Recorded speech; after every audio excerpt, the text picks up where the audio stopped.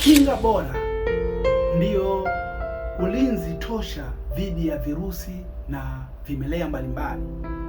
Unapokuwa na kinga bora, ni rahisi sana mwili wako kuweza kupigana au kupambana na virusi mbalimbali au vimelea mbalimbali. Ndio maana inakuwa ni ngumu sana wewe kuumwa malaria, kuumwa mafua, kuumwa COVID-19. Nakumbuka wakati wa COVID-19 watu wengi ambao tuliwadhania wana afya njema ndio ambao walikuwa walipata COVID au wengine walifariki kabisa.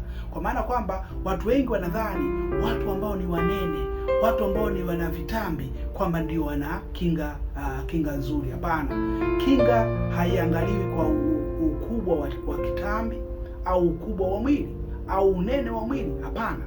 Kinga dhaifu inaweza ikamkuta mtu yoyote, awe mnene awe mwembamba, na kinga imara pia inamkuta mtu yoyote.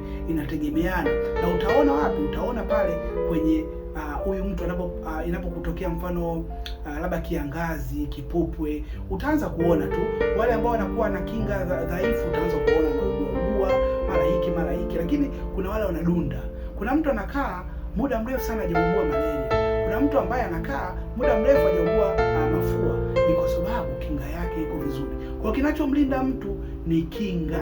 Kinga yako ndiyo nguzo ambayo itaweza kulinda dhidi ya virusi na vimelea mbalimbali vya magonjwa. Linda leo kinga yako ili yenyewe ikulinde kesho. Kwa hiyo jukumu la kulinda hiyo kinga ni wewe mwenyewe kwa kula vizuri na kuilisha kinga yako ikae vizuri ili iweze kukulinda wewe hapo.